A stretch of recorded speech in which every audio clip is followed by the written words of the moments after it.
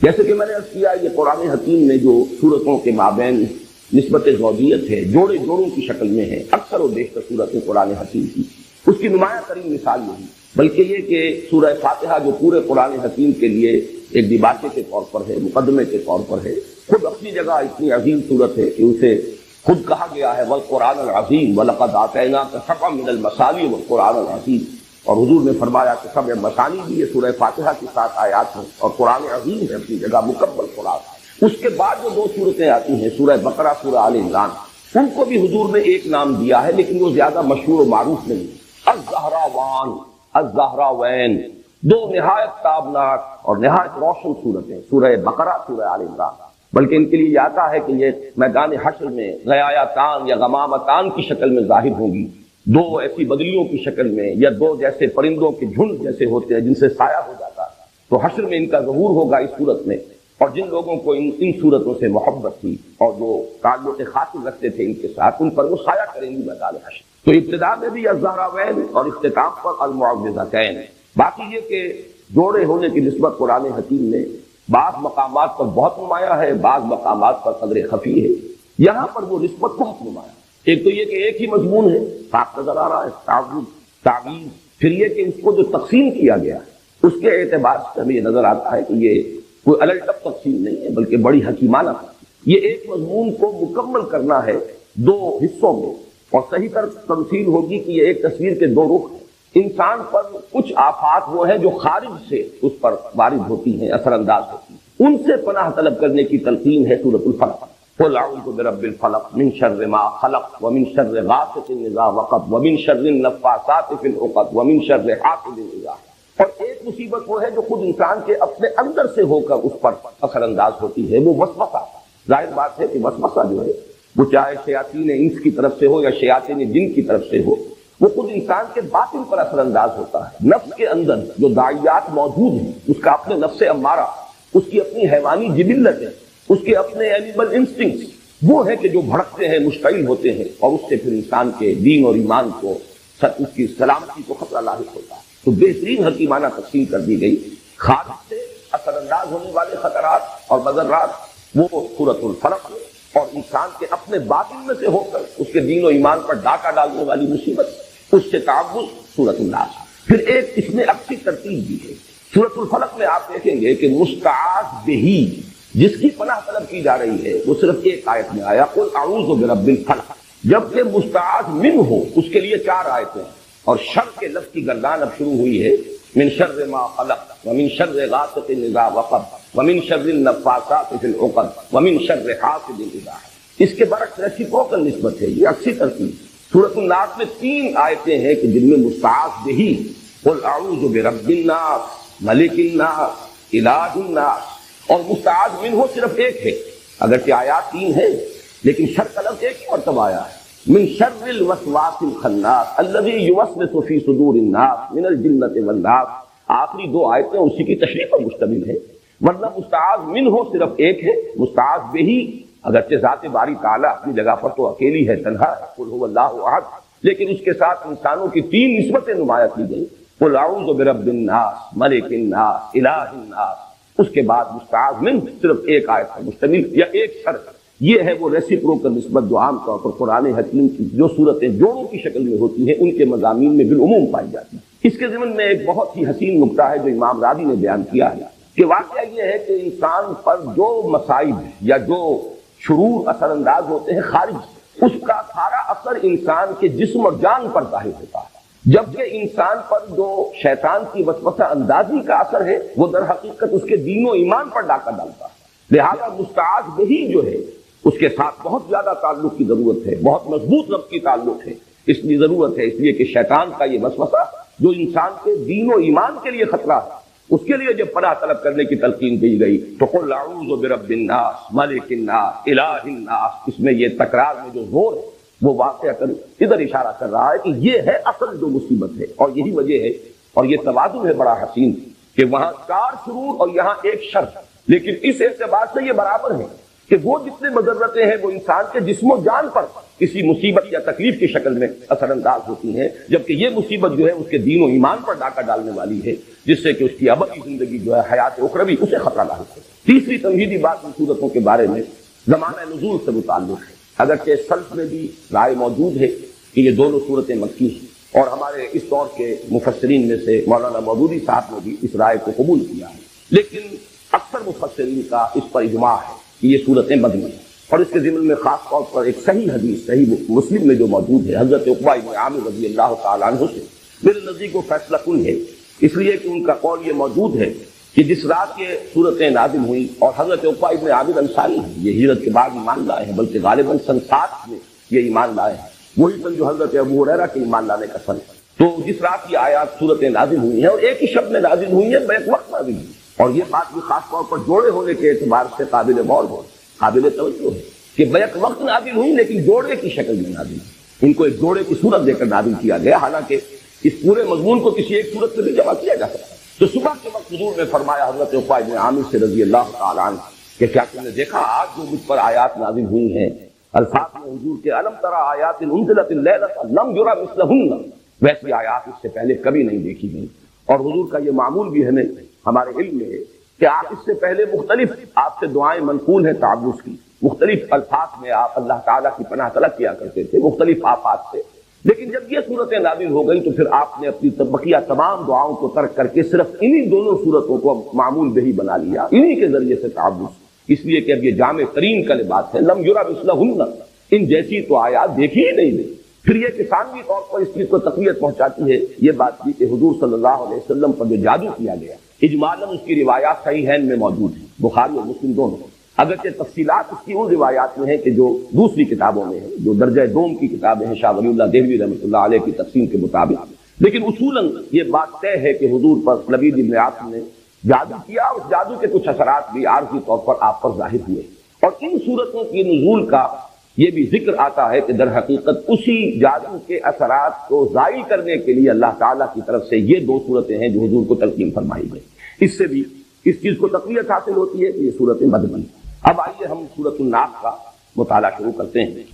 معوذتین کے بارے میں ایک بات اور نوٹ کر لیجیے، اور یہ میں نے سورہ اخلاص کے درس کے ضمن میں عرض کی تھی کہ ان دونوں کا تعلق ایک جوڑے کی شکل میں یہ دونوں صورتیں ہیں، قل اعوذ برب الفلق قل اعوذ برب الناس، اور دونوں کا ایک بڑا معنوی اور گہرا ربط ہے سورہ اخلاص، اور سورہ اخلاص کے ساتھ یہ جڑی ہوئی ہیں لفظ الصمد کے حوالے سے، قل هو اللہ احد اللہ الصمد، اور صمد کے لفظ کے اگرچہ بہت سے معنی بیان ہوئے ہیں، مختلف تعبیرات کی گئی ہیں، لیکن جس چیز پر کہ تقریباً اجماع ہے، صمد وہ ہستی ہے جس کی طرف رجوع کیا جائے پناہ کے لیے، مدد کے لیے، جس کی پناہ حاصل کی جائے، جس کی پشت پناہی چاہی جائے، جیسے کہ وہ چٹان کہ اگر جنگ ہو رہی ہو، کہیں مقابلہ ہو تو جس لشکر کے پیچھے چٹان ہے وہ گویا کہ محفوظ ہے، اس کا عقب جو ہے، اور اس اعتبار سے ہمیشہ وہ چٹان کو اپنے پیچھے رکھ کر یا کوئی پہاڑ کے دامن میں آ کر، تاکہ ایک طرف سے خطرہ ہو صرف سامنے سے، پیچھے سے کوئی خطرہ لاحق نہ ہو، اس چٹان کو بھی صمد کہا جاتا ہے۔ بڑے بڑے سردار جو ہوتے تھے انہیں صمد کہا جاتا ہے، اور یہ لفظ وہ ہے جو قرآن حکیم میں صرف ایک مرتبہ آیا ہے، قل هو اللہ احد اللہ الصمد۔ تو یہ جو اللہ تعالیٰ کی ذات کی شان ہے کہ اسی کی پناہ طلب کی جا سکتی، تمام آفات سماویہ ہوں، ارضیہ ہوں، خارجی ہوں، باطنی ہوں، نفسانی ہوں، یا یہ کہ مادی ہوں، ان سب سے جس ہستی کی پناہ طلب کی جانی چاہیے یا کی جا سکتی ہے، یا جو ہستی کے پناہ دے سکتی ہے، وہ صرف ایک ہے اور وہ اللہ، قل هو اللہ احد اللہ الصمد۔ اس حوالے سے یہ پناہ طلب کرنے کی تلقین اس ذات سے جو صمد ہے اپنی شان میں، اس سے پناہ طلب کرو کن کلمات سے؟ قل اعوذ برب الفلق الى آخر سورہ، قل اعوذ برب الناس الى آخر سورہ۔ تو گویا کہ یہ دونوں صورتیں آپس میں جوڑے ہونے کی حیثیت رکھتی ہیں، اور پھر دونوں کی دونوں منسلک ہیں سورہ اخلاص سے، اور اس کے خاص طور پر لفظ الصمد۔ یہی وجہ ہے کہ حضور صلی اللہ علیہ وسلم کا جو معمول ہمیں معلوم ہوتا ہے مختلف روایات سے، اور یہ بھی صحیحین کی روایات میں ہے کہ آپ رات کو سونے سے قبل اپنی دونوں ہتھیلیوں کو جوڑ لیتے تھے، اور ان پر یہ 3 صورتیں آپ تلاوت کر کے پھونکتے، سورہ اخلاص اور معوذتین، اور پھر اپنے دونوں ہاتھوں کو جسم پر پھیر لیتے تھے جہاں جہاں تک بھی وہ ہاتھ پہنچ سکے۔ اور یہ آپ کا ایسا مستقل معمول تھا کہ نبی اکرم صلی اللہ علیہ وسلم جب بیمار ہوئے مرض وفات میں، اور جب آپ کی نقاہت بہت بڑھ گئی، پھر یہی عمل حضرت عائشہ کرتی رہی رضی اللہ تعالیٰ، حضور کے ہاتھ اپنے ہاتھ میں لے کر اور اس پر وہ پڑھ کر پھونکا، اور پھر حضور کے ہاتھوں کو اپنے ہاتھوں کے ذریعے سے ہاتھ پکڑ کر حضور کا اور وہ آپ کے پورے جسم پر جیسے آپ کا معمول تھا آپ پھینکتی تھی. اس میں یہ تینوں صورتیں حضور نے جمع کی. اور بعض روایات میں لفظ بھی آتا ہے معوذات. یہ تینوں مل کر بھی در حقیقت ایک مضمون کی چونکہ تکمیل کر رہی ہیں. تو میں نے ایک لفظ جو ہے جو حضرات مستقلاً میرے اس درس میں شریک رہے انہیں معلوم ہے کہ 6 سوروں کی میں نے ایک اصطلاح ہے اس کو عام کیا ہے کہ قرآن حکیم میں بعض جگہوں پر ایسا ہے کہ 2 سورتیں جوڑوں کی شکل میں ہے اور پھر ایک سورت ان کے ساتھ منسلک ہے. وہ ایک ضمیمے کے طور پر ہے یا یہ کہ اس سے پہلے وہ آئی ہے اور وہ پریزائڈنگ پوزیشن میں ہے اور جوڑا اس کے ساتھ منسلک ہے. اور اس طریقے سے متعدد مقامات پر قرآن حکیم میں یہ 6 سورے یعنی 3 سورتوں کے سب گروپ وجود میں آئے. یہی معاملہ اس سے پہلے 6 سورے کا ہے. قل یا ایھا الکافرون منفرد مزاج کی صورت ہے اور اس کے ساتھ منسلک ہے سورۃ النصر اور سورۃ اللہب. یہ دونوں در حقیقت اس پیشن گوئی پر مشتمل ہیں کہ فتح آ کر رہے گی, محمد کا مشن کامل ہو کر رہے گا صلی اللہ علیہ وسلم, کفر کی قوت ٹوٹ کر رہے گی اور اس کا سب سے بڑا نمایاں چونکہ وہاں فرد ابو لہب تھا اس کے ہاتھ ٹوٹ کر رہیں گے, وہ تباہ و برباد ہو کر رہے گا. یہ دونوں صورتیں در حقیقت ایک ہی مضمون کے 2 پہلوؤں کو بیان کر رہی ہیں. مدد آئے گی اور مشن کی تکمیل ہوگی اور وہ وقت آئے گا کہ لوگ جوک در جوک اور فوج در فوج اللہ کے دین میں داخل ہوں گے. اسی مضمون کا گویا کہ عکس ہے. کفر کی طاقت ٹوٹ کر رہے گی, ابو لہب کے ہاتھ جو ہے برباد ہو کر رہیں گے. یہ دونوں صورتیں جڑی ہوئی ہیں کس سے؟ جس میں اعلان برات کیا گیا قل یا ایھا الکافرون لا اعبد ما تعبدون ولا انتم عابدون ما اعبد ولا انا عابد ما عبدتم ولا انتم عابدون ما اعبد لکم دینکم ولی دین. تو اس طرح پر قرآن حکیم کی یہ آخری 6 صورتیں 2 سوروں کی شکل میں سورہ کافرون اور ان کے ساتھ جوڑا سورۃ النصر, سورۃ اللہب, سورہ اخلاص اور اس کے ساتھ جوڑا معوذتین. اور اسی سے بات سمجھ میں آئے گی کہ ان دونوں 6 سوروں کے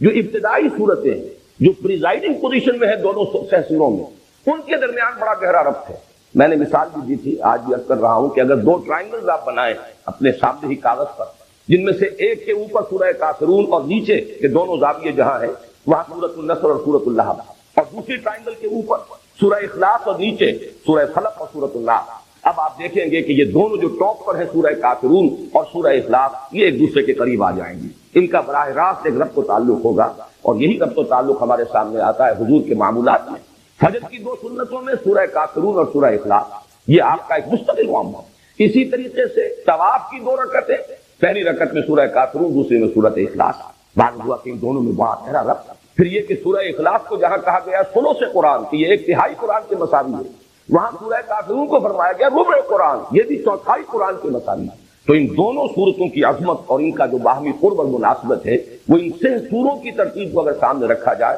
تو بہت نمایاں ہے. اب آئیے قل اعوذ برب الناس ملک الناس الہ الناس, یہ ہے مستعاذ بہ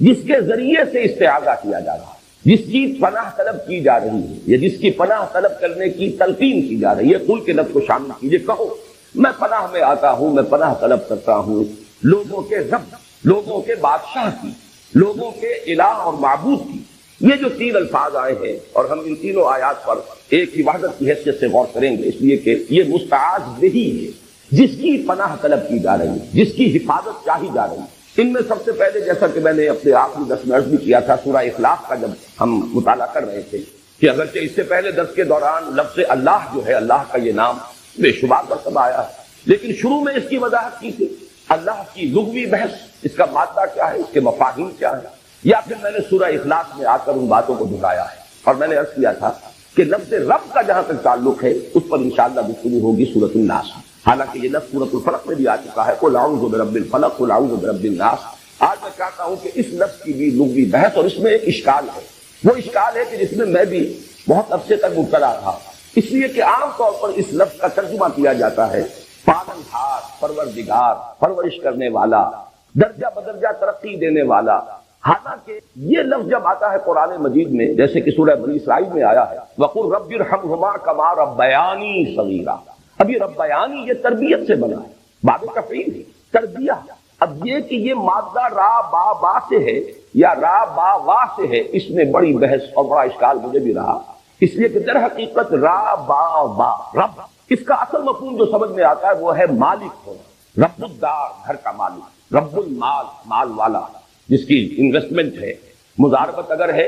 ایک شخص جو ہے اس نے انویسٹ کیا ہے وہ رب المال ہے, اور دوسرا شخص جو ہے وہ مضارب ہے، وہ کام کر رہا ہے، محنت کر رہا ہے۔ تو رب کا لفظ جہاں بھی آتا ہے در حقیقت اپنے اصل مفہوم میں اس کا مفہوم جو ہے لغوی، مجھے جو اشکال لاحق رہا وہ یہی تھا کہ وہ تو اس کے استعمالات کا اگر ہم جائزہ لیں تو وہ تو مالک ہونے کے مفہوم میں آتا ہے، رب المال، رب الدار، رب البیت۔ اس میں رب کا لفظ، اب جیسے خاص طور پر رب البیت، یہ جو خانہ کعبہ ہے اس کا رب، خانہ کعبہ کی تو کوئی تربیت نہیں، اس کی کوئی پرورش نہیں، اس کا کوئی پالنا پوسنا نہیں، وہاں تو در حقیقت رب کا مطلب مال، جیسے رب المال ہے اسی طرح رب الدار ہے، مال والا، گھر والا، مال کا مالک، رب کا مالک، گھر کا مالک۔ لیکن یہ کہ یہ لفظ جو ہے اب میں نے اس پر جب مزید غور کیا تو متعدد الفاظ ایسے ہیں کہ جس میں یہ را با با جس طریقے سے ہے، اسی طرح شین قاف قاف شق، دال سین سین دس، اس سے جب باب تفعیل میں مصدر بنتے ہیں، جیسے کہ وہاں پر شق سے جو شین قاف یا، یہ بھی مادہ ہے، شین قاف یا کا مادہ ہے جس کا مفہوم آتا ہے نامراد ہونا، شقاوت، شقی جو نامراد ہے، ناکام ہے۔ اب جب سورہ طٰہٰ میں لفظ آیا طٰہٰ ما انزلنا علیک القرآن لتشقیٰ، ہاں ہم نے یہ قرآن آپ پر اس لیے تو نازل نہیں کیا، وہاں ترجمہ میں دیکھتا ہوں کہ آپ مشقت میں پڑھیں، حالانکہ مشقت کے لفظ کے لیے مادہ آنا چاہیے شین قاف قاف، وہاں شین قاف یا ہے کشقا، یہ ایک اشکال رہا میرے ذہن میں۔ اسی طریقے سے دسا، دال سین سین اور دسا، یہ جو آیا ہے قد افلح من دساہا وقد خاب من، قد افلح من زکاہا وقد خاب من دساہا، یہاں پر بھی وہ اشکال ہے۔ تو یہ اشکال ہوا امام راضی کی جب تفسیر میں پڑھ رہا تھا سورۃ الشمس کی، تو انہوں نے بعض نحویین کا یہ قول نقل کیا کہ یہ مادے در حقیقت دال سین سین اور دال سین یا، یہ بہت ایک دوسرے کے برابر ہم مانی ہے، بلکہ ایک ہی لفظ کی بدلی ہوئی شکل ہے۔ یہی اصول اگر ہم اس کا اطلاق کریں را با با اور را با وا پر، تو اس کا مطلب یہ ہے کہ یہ دونوں الفاظ بہت قریب ہیں، ان کو علیحدہ مادے بھی کہا جا سکتا ہے اور ایک مادہ بھی قرار دیا جا سکتا ہے۔ چنانچہ میں نے جب تحقیق کی ہے تو عجیب صورت سامنے آئی کہ لغت کے ایک بہت بڑے امام اور خاص طور پر مفردات القرآن کے مصنف، اتنی عظیم کتاب لکھنے والے امام راغب اصفہانی، انہوں نے را با با کے مادے کے ساتھ اس میں رب کے ساتھ صرف ربا یربی کو ایک ہی کہا ہے کہ یہ ربا یربی تربیت، اور را با با یہ در حقیقت ایک ہی مادہ، یہ دو مادے علیحدہ ہی نہیں۔ جبکہ فؤاد عبد الباقی، اس نے جو کتاب لکھی ہے المعجم المفرس لالفاظ القرآن الحکیم، اس نے اس کو بالکل برعکس رب کے ساتھ صرف اربابن، ربیون، ربانیون، ربائب کے لفظ کو جمع کیا ہے، باقی اربا یربی، ربا یربی، ان سب کو وہ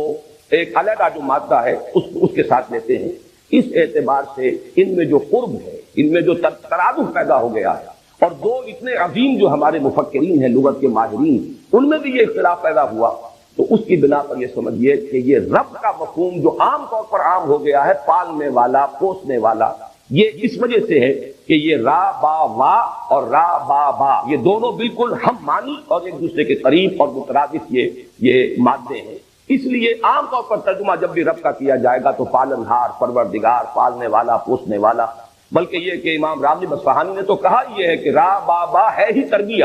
اور تربیہ کا مفہوم کیا ہے؟ کسی شے کو حالن فحالن ترقی دینا، درجہ بدرجہ ترقی دیتے ہوئے اس کے نقطۂ عروج تک، اس کے نقطۂ کمال تک پہنچا دینا، یہی لفظ رب کا اصل مفہوم۔ اس کے بعد آئیے دوسرا لفظ ملک، اس میں بھی نوٹ کیجئے ملکیت، مالکیت، اور اس سے آگے ملکیت، بادشاہت، یہ بھی مادہ تو ایک ہی ہے۔ یہی وجہ ہے کہ سورہ فاتحہ میں مالک یوم الدین بھی ہے اور ملک یوم الدین بھی اس کی قرات موجود ہے۔ مالک اور ملک میں کوئی فرق نہیں، اس لیے کہ ملکیت ہی پہ سارا معاملہ ہے۔ جو شے میری ملکیت ہے اس کا مطلب یہ ہے کہ میں اس میں حق تصرف رکھتا ہوں، جو چاہوں اس کے ساتھ معاملہ کروں، اور یہی حق تصرف ایک اجتماعی سطح پر آ کر بادشاہت کا تصور جو ہے اس کو جنم دیتا ہے۔ بادشاہ جو ہے جیسے کہ فرعون کا قول نقل ہوا قرآن حکیم میں، الیس لی ملک مصر، کیا مصر کی بادشاہی میرے لیے نہیں؟ وہذہ الانہار تجری من تحتی، اور یہ جو دریا ہیں یا جو نہریں بہ رہی ہیں وہ میرے نظم کے تحت، میرے کنٹرول میں۔ آج کی اصطلاح میں ہم کہہ سکتے ہیں کہ جس کو چاہوں موگا دوں، جس کو چاہوں نہ دوں، جس کے لیے چاہوں موگا جو ہے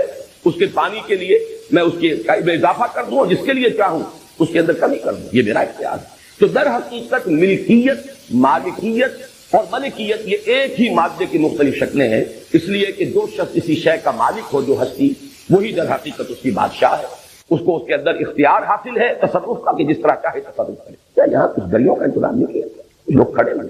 مجھے تو آپ آگے آ جائیے، چاہے یہاں بیٹھ جائے جب تک دنیا نہیں آ رہی، لیکن کھڑے رہنا تو درست نہیں ہے۔ تیسرا لفظ جو ہے الہ، اس پر جیسا کہ میں نے عرض کیا ہے، میں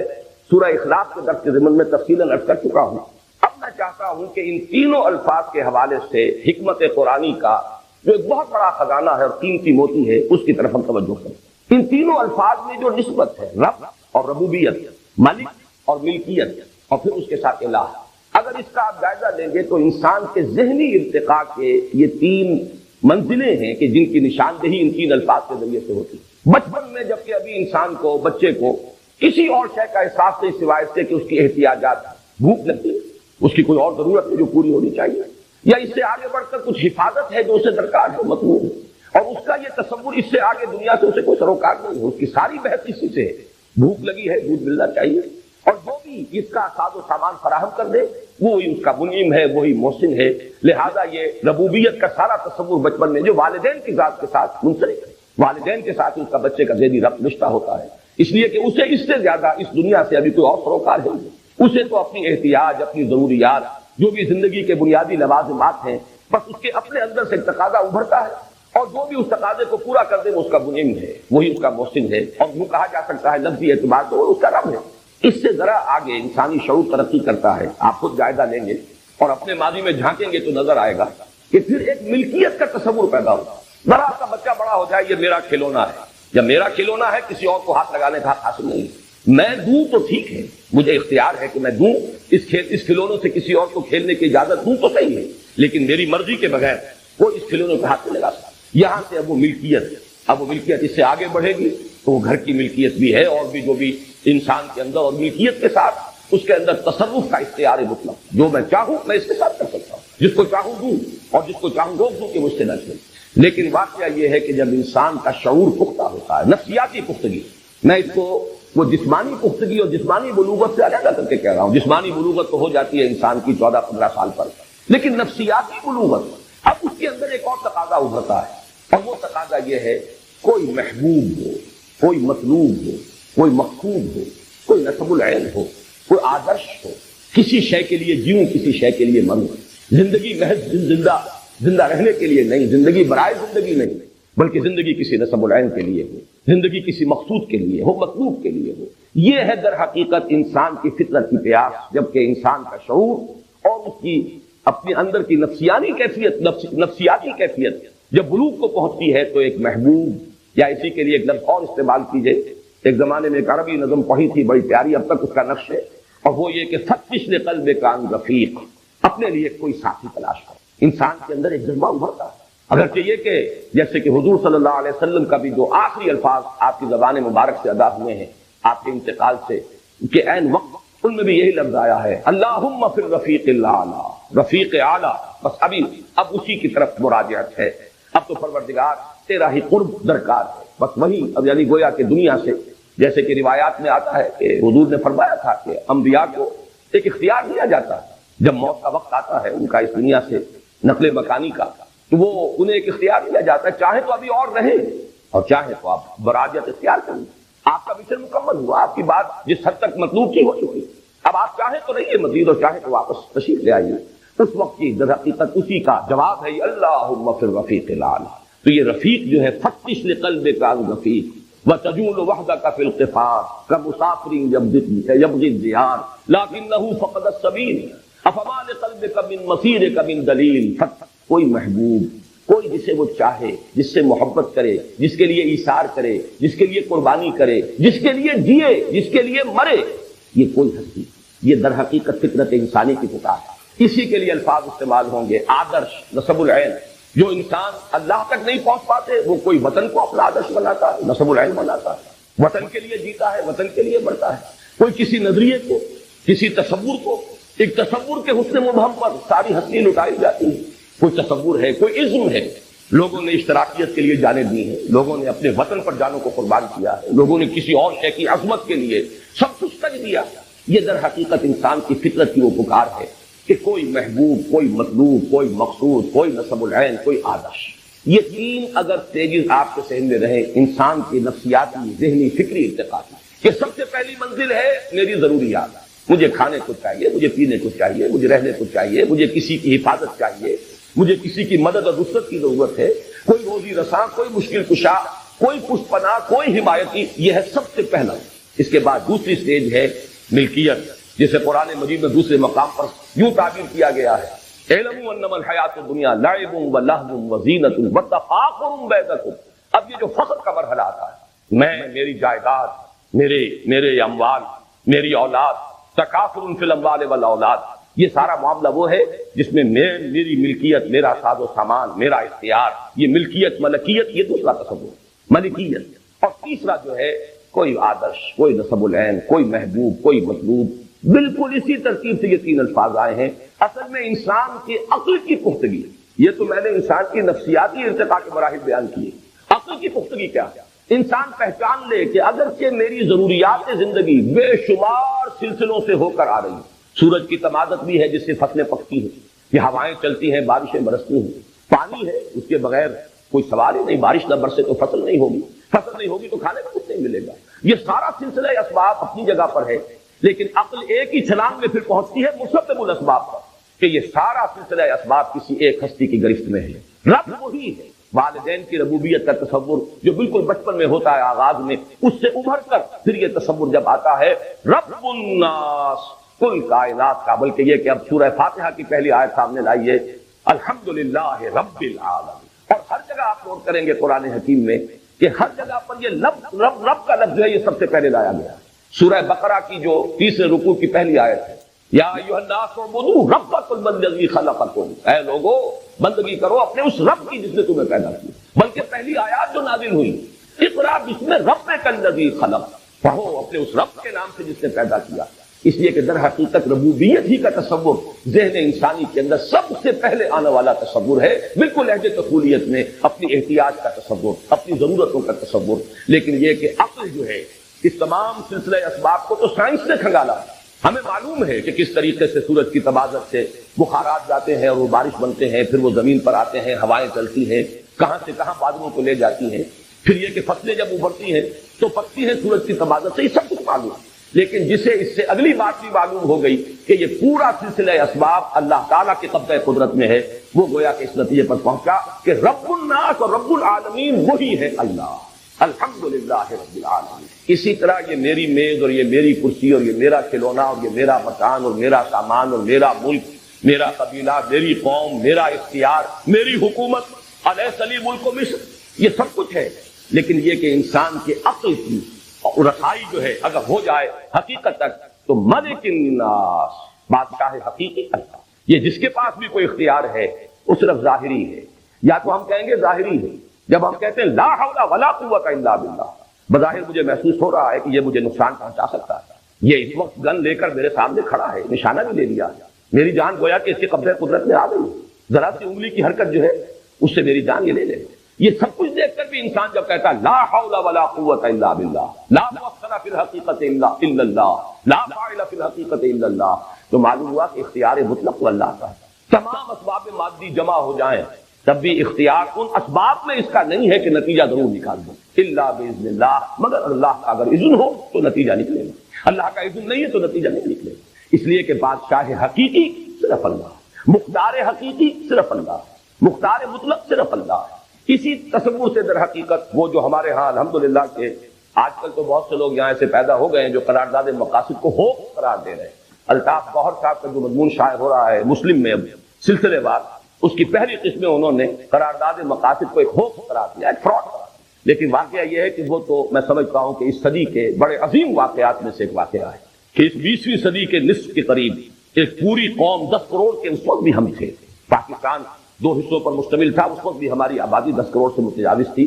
اگرچہ آج اتنے عرصے کے بعد صرف یہ نصف حصہ جو ہے بلکہ نصف سے کم تر حصہ بھی 10 کروڑ سے آگے بڑھ گیا، لیکن اس وقت بھی پورا پاکستان 10 کروڑ سے زائد آبادی پر مشتمل تھا۔ اتنی بڑی ایک قوم نے اس بات کا اقرار کیا کہ بادشاہ حقیقی اللہ، حاکمیت صرف اس کی، ملک شہنشاہ الملک القدوس صرف اللہ، اور جو بھی اختیار ہمارے پاس ہے وہ ڈیلیگیٹڈ ہے، وہ اس کا عطا کردہ ہے، ہمارا ذاتی نہیں ہے، اور ہم اس اختیار کو استعمال کرنے کے مجاز ہیں صرف اسی کی طے کردہ حدود کے اندر۔ کسی قوم کی کانسٹیٹیوشنل اسمبلی جو اس کی گویا کہ یوں سمجھیے کہ اجتماعی زبان ہے، اس زبان سے ان الفاظ کا نکلنا یہ وہی ہے کلمہ لا الہ الا اللہ، اور وہی ہے در حقیقت یہ دوسرا تصور کہ جو یہاں دیا گیا وہ رب الناس بھی ہے اور ملک الناس، بادشاہ۔ اسی لفظ کے حوالے سے ہمارے دین کا وہ تصور مستحکم ہوتا ہے کہ یہ مذہب نہیں دین ہے، اس میں علیحدہ نہیں ہے معاملہ حکومت کا اور سیاست کا اور نظام کا، یہ صرف عبادات اور پوجا پاٹ کا اور صرف چند رسومات کا مجموعہ نہیں ہے کہ عقائد اور رسومات ہوں، بلکہ یہ کہ اس کا ایک سیاسی نظام ہے۔ اسی سیاسی نظام کے لیے عنوان خلافت ہے۔ انسان کے لیے خلافت ہے، حاکمیت نہیں ہے۔ انسان کے لیے امانت ہے، ملکیت نہیں ہے۔ اور میں نے ان دونوں الفاظ کو جوڑ دیا تھا لغوی بحث میں، ملکیت اور ملکیت، حاکمیت اور ملکیت، یہ دونوں لازم و ملزوم ہے، مادہ ایک ہی ہے۔ مالک یوم الدین بھی ہے، ملک یوم الدین بھی ہے۔ تو در حقیقت اللہ تعالیٰ ہی مالک حقیقی ہے، اللہ تعالیٰ ہی حاکم حقیقی ہے۔ ملک الناس وہ لوگوں کا بادشاہ ہے، مالک حقیقی بھی ملک حقیقی بھی، یعنی انسانوں کے لیے حاکمیت نہیں خلافت ہے، انسانوں کے لیے ملکیت نہیں امانت۔ این امانت چند روزہ دس دماغ در حقیقت مالک ہر شے خدا۔ یہ دوسری بات ہے کہ ہم ملکیت کے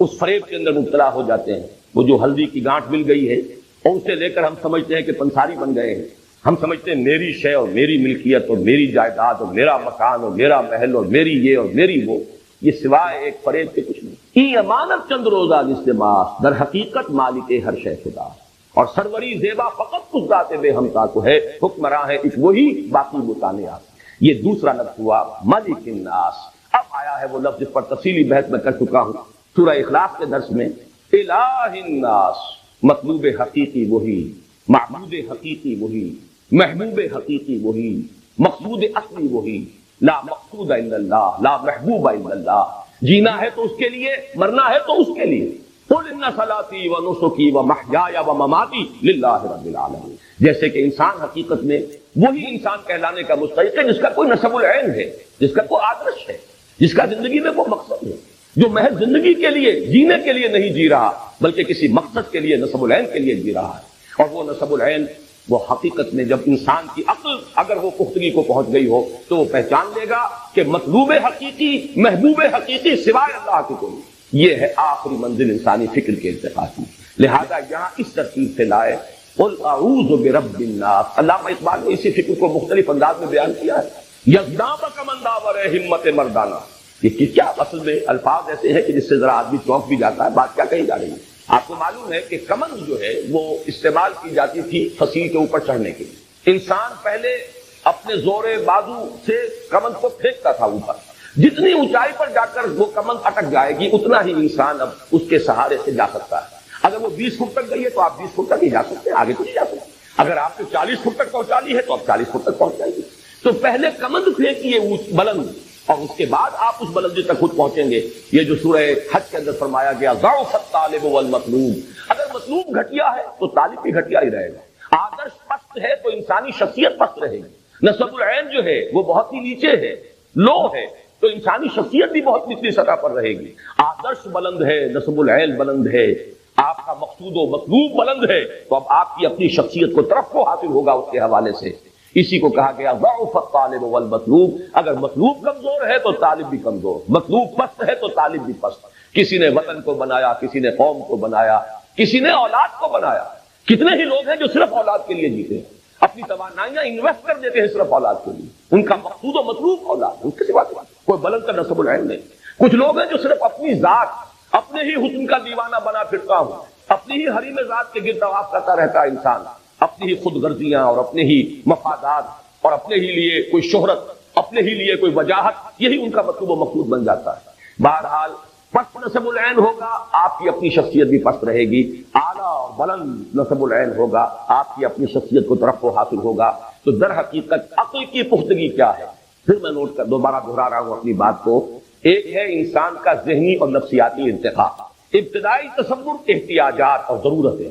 اس کے بعد تصور ملکیت، ملکیت، اختیار، اور اس سے اوپر مقصود، مطلوب، محبوب۔ اور انسان کے فکر کی پختگی، انسان کی عقل کی جو رسائی ہونی چاہیے حقیقت کبریٰ تک، اس کا مظہر کیا ہے؟ وہی ایک ذات، وہی ذات واحد عبادت کے لائق، زبان اور دل کی شہادت کے لائق، وہی ہے رب، وہی ہے ملک، اور وہی ہے الہ۔ قل اعوذ برب الناس، ملک الناس، الہ الناس۔ یہ تو ہوا مستعاذ بہی۔ اب آئیے مستعاذ من۔ ایک بات اور میں نوٹ کرا دوں، یہ جو 6 سورہ ہے، سورہ اخلاص، سورہ فلق، سورۃ الناس، ان میں آپ نے یہ بات دیکھی ہوگی کہ سورہ اخلاص کی بھی اس کی عظمت کا اصل راز پہلی 2 آیات میں، بقیہ 2 آیات میں جو مضامین آئے ہیں وہ آپ کو قرآن مجید میں تکرار کے ساتھ ملیں گے۔ لم یلد ولم یولد، لم یتخذ ولدا، یہ آپ کو سورہ بنی اسرائیل میں مل جائے گا۔ اس کی کوئی اولاد نہیں، نہ وہ جنا گیا نہ اس نے جنا، یہ مضمون قرآن مجید میں بتکرار یاد آیا۔ لم یکن لہ کفوا احد، لیس کمثلہ شیء،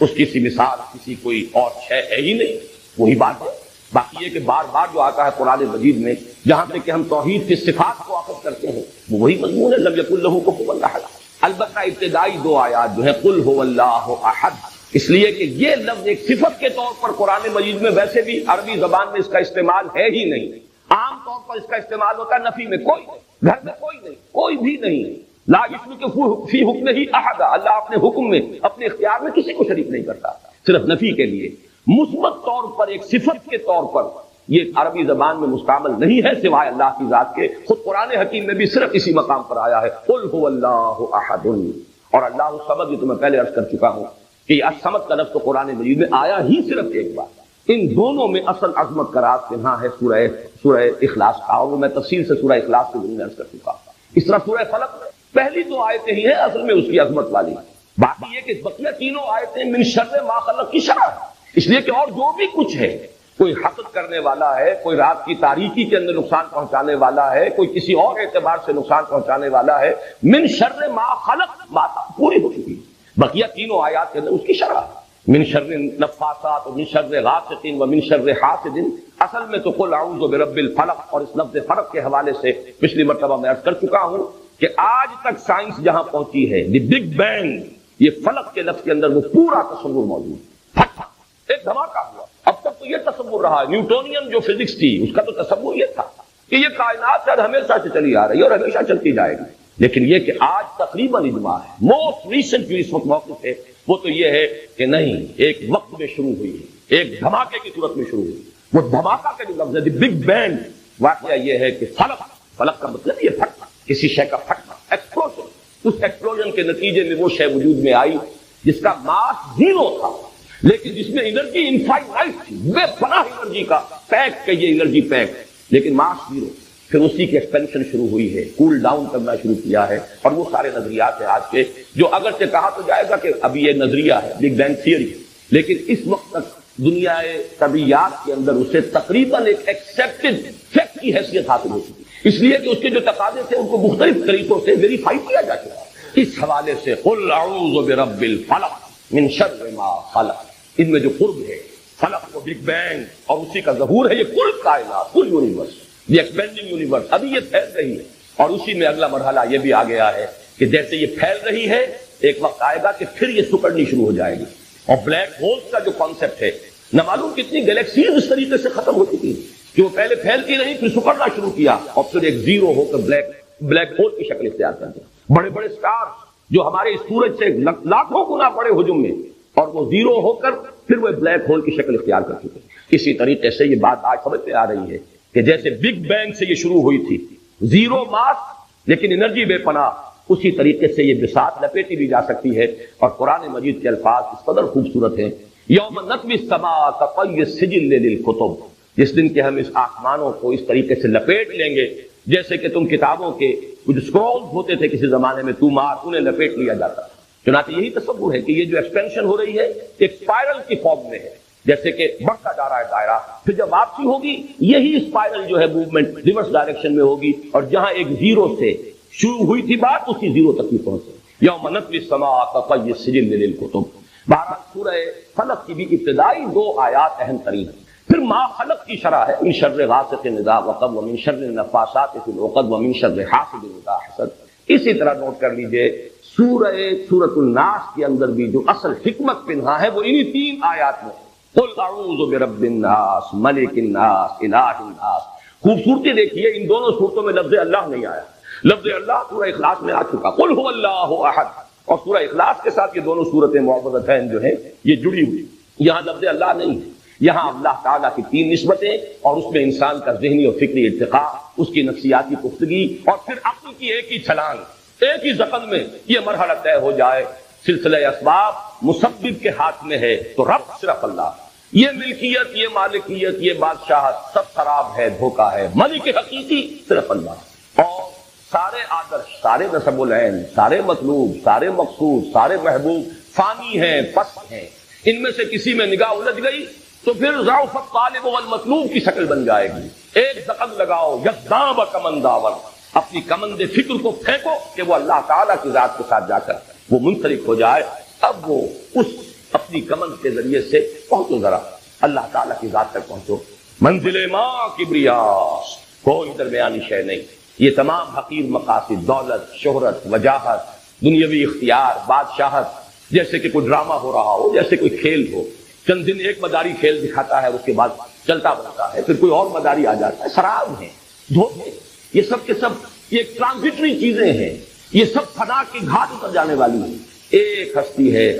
جس کو فرمایا گیا الحی القیوم، وہی ہے معبود برحق، وہی ہے محبوب اصلی، وہی ہے مطلوب حقیقی، وہی ہے مقصود۔ جیو اس کے لیے، مرو اس کے لیے۔ قل ان صلاتی ونسکی ومحیایا ومماتی للہ رب العالمین۔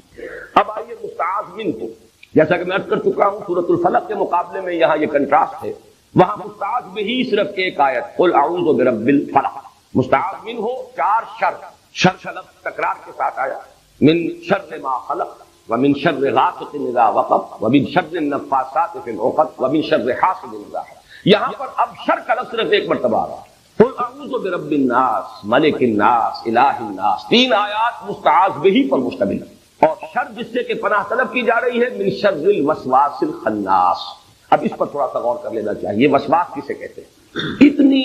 پست آواز میں کسی سے کچھ کہنا کہ مفہوم تو وہ سمجھ لے، الفاظ نہ سنے، یہ ہے وسوسے کا اصل مفہوم۔ الفاظ سنائی نہ دے، مفہوم منتقل ہو جائے۔ یہی جس طرح لفظ وحی ہے، اسی لیے لیوحون،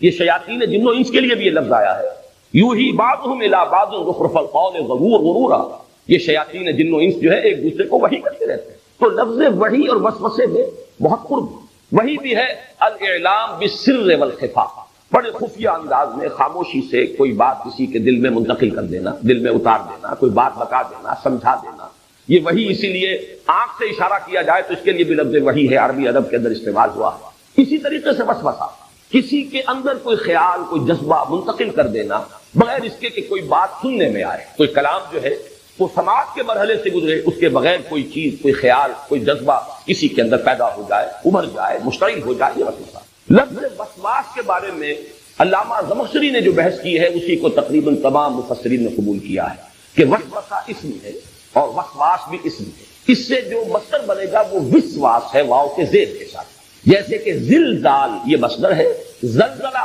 اور زلزال یہ ہم معنی ہیں، زلزال ہے جو مصدر۔ اسی طریقے سے وسوسہ اور وسواس ہم معنی ہے، اسم ہے، البتہ اس سے مصدر جو ہے وہ وسواس ہے۔ یہ لفظ کیوں آیا یہاں؟ ایک تو یہ کہ بطور اسم جب اس کو لایا گیا تو اس شخص کی، اس ہستی کی طرف اشارہ کیا جا رہا ہے کہ جو مجسم وسوسہ، جس کا شکل ہی وسوسہ کرنا، گویا کہ اس کا نام ہی رکھ دیا گیا، اسم کے طور پر لے آیا گیا وسواس۔ اور ایک یہ ہے کہ اس سے قبل ذو مضاف جو ہے اس کو محذوف ماننا پڑے گا، ذو الوسواس۔ قل اعوذ برب الناس ملک الناس الہ الناس من شر ذی الوسواس الخناس الذی یوسوس فی صدور الناس۔ تو یہاں پر گویا کہ فرق کرنا پڑے گا کہ ذو کا لفظ محذوف ہے۔ خناس کیا ہے؟ خنس کہتے ہیں دبے پاؤں پیچھے ہٹ جانا، بلکہ اس کے ساتھ الٹے پاؤں۔ آپ آگے بڑھے، کہیں جھانکا آپ نے، کہیں خطرہ نظر آیا تو آپ الٹے پاؤں اور دبے پاؤں بغیر آہٹ کے واپس ہٹ گئے، یہ خنس ہے۔ یہ لفظ قرآن مجید میں سورہ تکویر میں آیا ہے، فلا اقسم بالخنس الجوار الکنس۔ ستارے ہیں، آگے کرتے ہیں پھر وہ غائب ہو جاتے ہیں، پیچھے کو ہٹ جاتے ہیں، دبک جاتے ہیں، چھپ جاتے ہیں، ان کی قسم کھائی گئی ہے، ان کی شہادت پیش کی گئی ہے۔ الوسواس الخناس یہاں پر اس شیطان لعین اور شیطان رجیم کے لیے گویا کہ یہ اس میں معرفہ کی شکل میں آیا، وہ ہستی، وہ ذات جس کا کام ہی وسوسہ اندازی، جس کا مشن ہی وسوسہ اندازی، جس کی زندگی کا مقصود ہی یہ ہے۔ اس لیے کہ وہ شیطان لعین جس کے ساتھ جو معاملہ حضرت آدم کا اور اس کا ہوا قرآن مجید میں 7 جگہ پر آیا، اس مضمون کی اہمیت کا آپ اندازہ کیجیے۔ ایک ہی واقعہ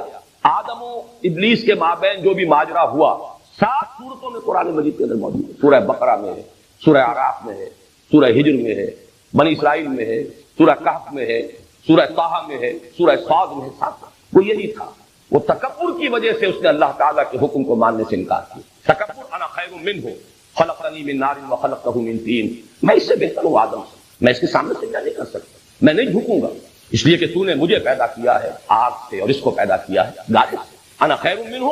خلقتنی من نار وخلقتہ من طین، انکار. کہیں لفظ ابا آتا، ابا واستکبر وکان من الکافرین، اور اس شد و مت کے ساتھ آیا ہے قرآن مجید میں کہ ملائکہ کے بارے میں کہیں شبہ نہ ہو جائے کہ ان میں سے کسی نے بھی سجدہ کرنے سے انکار کیا. چنانچہ ایک مقام پر تکرار کے ساتھ اور شدت جو ہے اس کے لیے دیکھیے کہ آپ کس قدر زور. فسجد الملائکۃ کلھم اجمعون، سجدے میں گر گئے سب کے سب فرشتے، کل کے کل ان میں کے، اور سب کے سب جمع ہو کر 3 مرتبہ، کوئی اشتباہ نہ رہ جائے. ہاں وہ ایک جنات میں سے، اس میں بھی چونکہ اشتباہ ہو جاتا ہے، بقیہ 6 مقامات پر اشتباہ ہو جاتا ہے کہ کہیں یہ بھی کوئی فرشتوں میں سے تو نہیں تھا. بتا دیا گیا کان من الجن ففسق عن امر ربی. سورہ کہف میں اس وسوسے کو بھی ختم کر دیا گیا، بات واضح کر دی گئی وہ جنات ہیں، لیکن اپنے علم، اپنے تقوی، اپنی نیکی، اپنے زہد، اپنی عبادت گزاری، اس کی وجہ سے وہ ملائکہ کے زمرے میں شامل ہو گیا تھا، شریک تھا، اس کا قرب حاصل تھا. ویسے بھی چونکہ ملائکہ کا مادہ تخلیق ہے نور اور جنات کا مادہ تخلیق ہے نار، اور یہ نار اور نور میں بڑا فرق ہے. آگ کے اندر روشنی ہے، یہ دونوں ہی چیزیں تو بیک وقت ہمیں سورج سے مل رہی ہیں، حرارت بھی مل رہی ہے اور ہمیں روشنی بھی مل رہی ہے، یہ ریڈیشن جو ہے اس سے دونوں چیزیں موجود ہیں. تو ان میں قرب بھی ہے، اس قرب کی وجہ سے بھی ہمارا معاملہ، کیونکہ ہمارا مادہ تخلیق مٹی ہے، ہم اس عالم ارضی سے ہمارا حیولہ تیار ہوا ہے، اگرچہ اس میں پھر وہ روح پھونکی ہے اللہ نے، جس کی عظمت کا عالم یہ ہے کہ اسے اللہ اپنی ذات کی طرف منسوب کرتا ہے. وَنَفَخْتُ فِيهِ مِن رُوحِي، پھونک دیا میں نے اس میں اپنی روح میں. لیکن یہ ہے کہ بہرحال ہمارا یہ حیولہ جو ہے یہ تو اس مٹی کا بنا ہوا ہے، اس لیے ہمارا معاملہ ذرا دوری کا ہے، کثافت کا ہے. البتہ جنات جو ہے جو آگ سے بنائے گئے، من مارج من نار، اور قرآن مجید سے یہ بھی ثابت ہے کہ وہ اپنی تخلیق میں ہم سے متقدم ہے، ہم سے پہلے بنائے گئے. وَالْجَانَّ خَلَقْنَاهُ مِن قَبْلُ مِن نَارِ السَّمُومِ، یہ آدم کی تخلیق سے پہلے ہم نے جنات کو پیدا کر دیا تھا آگ کی لپٹ سے. اس اعتبار سے نوٹ کیجئے کہ ان جنات میں سے ایک جن عزازیل وہ ہے کہ جو اپنے علم اور اپنے اس تقوی اور اپنے زہد اور اپنی عبادت گزاری کی بنا پر ملائکہ کا قرب حاصل کر چکا تھا، انہی کے ساتھ سمجھا جا رہا تھا. اس نے وہ اپنے استکبار کی بنا پر اس نے انکار کیا، اور پھر جب اللہ تعالیٰ نے اس کی بنا پر اسے دھتکارا، فَخْرُجْ مِنْهَا فَإِنَّكَ رَجِيمٌ، اب تم نکل جاؤ، ہماری رحمت کے تم مستحق نہیں رہے. تو اس نے ایک درخواست کی، فَأَنظِرْنِي إِلَىٰ يَوْمِ يُبْعَثُونَ، تو اے اللہ مجھے اب تو مہلت دے اس دن تک کے لیے جس دن کے یہ سب کے سب دوبارہ اٹھائے جائیں گے، تمام انسان دوبارہ زندہ کیے جائیں گے، اور میں یہ ثابت کر دوں گا کہ ان میں سے اکثریت، اس آدم کی اولاد، آدم کی نسل کی اکثریت تیرے شکر گزار نہیں ہوں گے. بَلْ تَجِدُ أَكْثَرَهُمْ شَاكِرِينَ، نہیں پائے گا تو ان میں سے اکثریت کو شکر کرنے والا، تیرے اس احسان کی قدر کرنے والا کہ تو نے آدم کو مسجود ملائک بنایا، تو نے آدم کو خلافت عطا فرمائی، تو نے آدم کو یہ مقام بخشا کہ فرمایا کہ خلقتہ بیدیا، میں نے اسے اپنے دونوں ہاتھوں سے بنایا.